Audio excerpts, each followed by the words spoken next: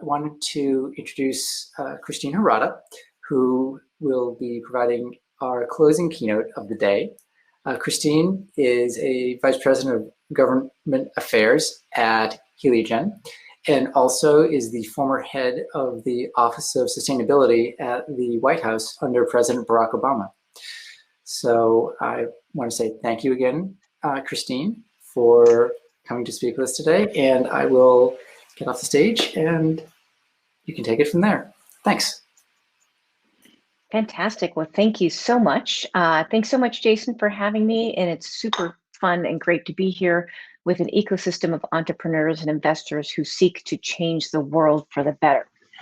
I know you've heard from Marcus this morning about the Carbon X Prize and state of the market for the sector, and from Joe Heesier on the climate and carbon removal innovation agenda, both really good friends and fantastic thought leaders. I hope you enjoyed their talks. I thought that I would speak more on the business and commercial side of making those become real. So the global response to the COVID-19 pandemic has shown how quickly and forcefully companies, investors, and governments can move when it's actually called to effective action, right? I don't think that many people would have predicted a year ago that discovering, developing, testing, and bringing to market not just one, but multiple vaccines in fewer than 12 months was even remotely achievable, or that the ways of working would change forever with digital collaboration tools, right? Like we are today, which is now the new default. So harnessing the power of science and advanced technology, entrepreneurship, smart policy, investment, and the collaborative efforts of the ecosystem has proven that radical progress is possible. And climate solution innovation is no less urgent, right? And it offers an enormous opportunity to build economic models and individual company advantage for the long term. And I think up until now, many companies, investors, and governments had seen climate actions and considerations kind of more as a hindrance, like, meeting targets could limit growth, or it'll increase our costs, and it'll cause us to fall behind competitors or whatnot. But the evidence has demonstrated that climate innovation should be seen as a major opportunity to build long-term success and advantage. And climate change is the greatest commercial opportunity of our time. And there's a ton of new low carbon business opportunities that are out there today. And I think, you can think about this in terms of a climate solution innovation canvas, one that builds on momentum and accelerates innovation. So companies can choose from a whole variety of approaches to this kind of innovation, but really shouldn't be limiting themselves or their ambitions to just one or two options, right?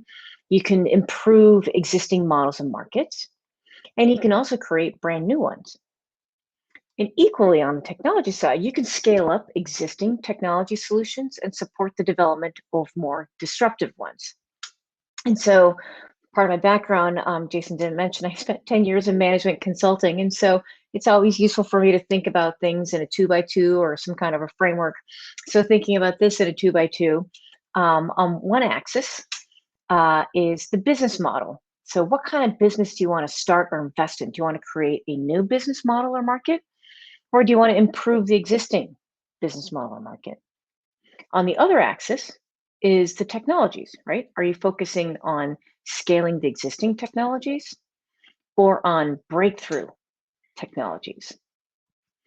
So if you think about starting with what already exists on both fronts, so if you're scaling technology and you're improving an existing business model, so you think of re-engineering toward like better accelerated deployment of existing low carbon solutions, things like renewable diesel.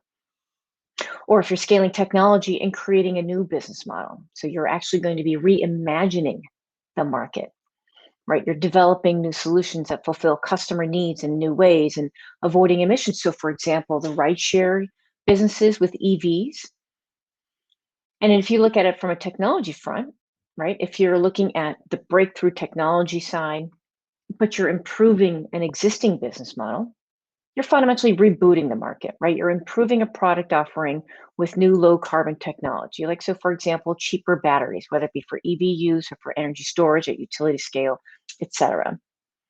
And certainly last but not least, if you're really taking a flying leap and taking breakthrough technology and creating a new business, then you're inventing new markets, right? Look at alternative proteins. Look at companies like Impossible and Beyond. I mean, seriously, 2 years ago, that really wasn't there. So the main takeaway point here is that while breakthroughs in technology are critical to generate new opportunities, both in terms of value creation and climate impact, not all companies need to play in that space, right? There's a huge amount of potential in deploying and scaling up existing technologies, more through business model innovation and especially digitization. And so companies, if you're an entrepreneur, right, or even if you're an investor looking at companies, don't think about confining yourself to just one area of innovation. In fact, you can and should play in multiple areas at once or explore opportunities over time. You also want to think about aligning the investment agendas with climate conscious investors, right? And I think this is true for many entrepreneurs. You want to align yourself with a values aligned investor anyway. But especially when it comes to climate, you really want to fine tune that element. If you look at the data, according to BCG and the Global Financial Markets Association, venture capital investment in climate technology is growing 5 times faster than any other technology. Climate investment went from $418 million just 8 years ago, in 2013, to $16.3 billion in 2019, and that's just the latest amount of data. I'm sure that they're cranking on the newer analyses. There are already more than 75 funds that are already taking a variety of approaches to climate investment, including focusing on general climate tech, high impact technology, vertical technology, deep tech. But all this money is still a fraction of the 1.4 trillion in private equity and venture capital that was available for investment in 2019.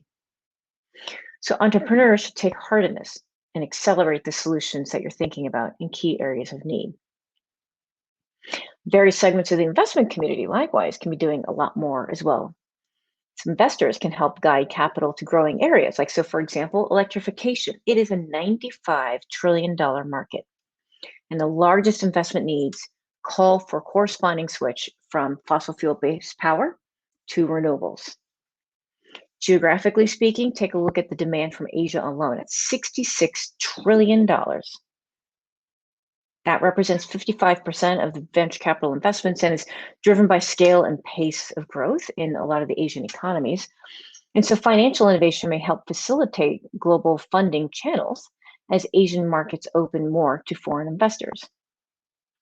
And VC funds and their limited partners can expand their comfort zones to adopt the kind of problem-focused approach taken by most climate innovation ventures. Right, so deep tech investors also need to think about resetting your expectations, which doesn't necessarily mean accepting lower returns, but think about how you can extend your fund lifetimes to allow sufficient time to de-risk the R&D and launch the resulting products. Right, you can recognize the greater complexity of technology business models involved and spread your investments across technologies and sectors. A great example here is Breakthrough Energy Ventures, right? Raised more than $2 billion, has a 20-year time horizon.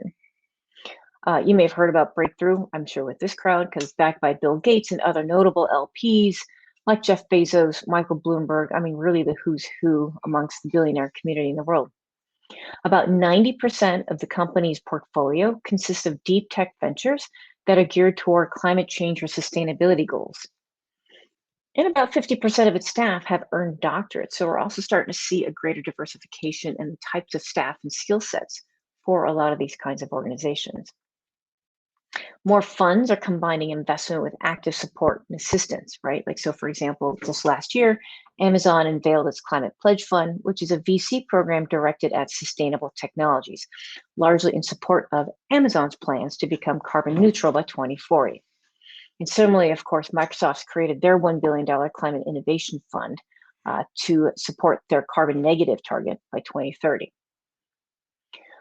Still, though, I think, in my experience, I find that many investors still approach the climate challenge from the perspective of ESG, environmental, social, and corporate governance goals, looking first at risk and how companies can conduct business in a long-term responsible way, which is fine. But the climate solution perspective focuses first on opportunity. So how can companies produce goods and services that contribute to the society that we want to build? Right, the financial community needs to focus more intently on actual results and how investors can contribute to financing the transition to new technologies and models. And so for you investors out there who are already involved in the space and you're exploring whether to get involved, on the converse, and of course also on the converse, entrepreneurs that are seeking investment partners, definitely be on the lookout for greenwashing to include both real and perceived and what I call simply differences of opinion. Right? There's no shortage of vague and misleading green marketing claims, and a few that are just outright misleading. And some of those companies are certainly worthy of being named and shamed, but many green claims these days aren't patently false or misleading. And a lot of what's being criticized as greenwash certainly seems to boil down to a difference of opinion about how far and how fast companies should be changing, and whether a big company with legacy problems can ever be viewed as a good actor. Right? So both investors and entrepreneurs also need to be thinking about how do you lay the foundation in your organizations to prevent that kind of noise from even starting in the first place. So you need to enable your organization with low carbon or carbon negative governance. You need to think about things like a steering model. So what's the steering committee or the governance model? Where's the ownership of carbon negativity or carbon net zero carbon? Where's the ownership of that topic embedded? And I think a best practice is that it should be embedded at all levels, from the board through the business units. You also need to be thinking about how do you control for carbon, right? All of your decision-making processes need to account for carbon impact. So for example, if you're a large firm or even a small firm, internal carbon pricing, introducing a meaningful internal carbon price mechanism, and linking some of your key performance indicators to decarbonization efforts can be a very valuable tool to making sure that those incentives are aligned. And the rest of the stuff is a lot of the classics like KPIs and reporting, performance management, data and system, roles and responsibilities, but ensuring that your incentives for your executives, managers, employees incorporate climate-related KPIs, and ensuring that your roles and responsibilities, as tried as it sounds, are very well defined and clear on how the climate plan trickles down and across the organization. There are some great examples out there, especially in the investing community. CDPQ, for example, the Caisse de Depot of Quebec, the pension fund for the prefecture, I believe is the terminology, the province of Quebec, sorry, in Canada. They made a commitment, the board made a commitment, trickle down the climate goals into the key performance indicators for senior management. And boy, you saw that ship turn really quickly. I know I talked a lot about the what to do and a little bit of the how, but the most important piece in my mind is, how do we ensure that this all really sticks and actually becomes real, right? Because I don't want this to be just some green fad. I don't want it to be like the latest bubble. I want it to last. And the solution to do that, in my opinion, is to collaborate in ecosystems like these to address some of the more costly levers, right? So like AirMiners can help accelerate the speed and the scale of change and help overcome barriers, via collaboration and risk sharing. Because candidly, companies pursuing costly innovations alone, they won't be successful, right? You can't succeed in a vacuum.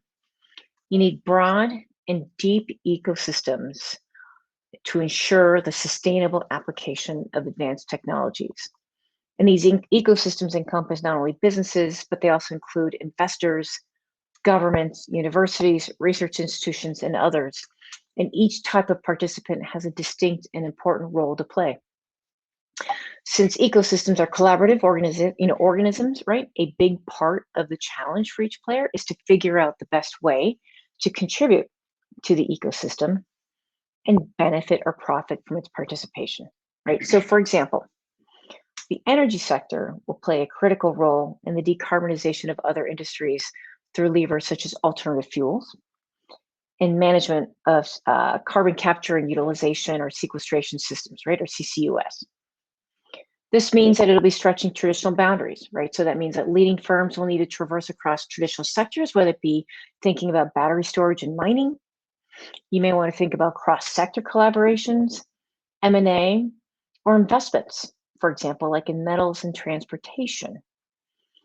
An ecosystem action can generate a tremendous demand signal as well, through things like joint pledges, and those can help kickstart a really competitive playing field that's needed for other companies to take action. And coalitions and ecosystems can coordinate support for more ambitious climate policies and build pressure for emissions reductions. And further can help also overcome any other technical, economic, or other structural barriers that come through with long-term technology development by pooling resources and investments.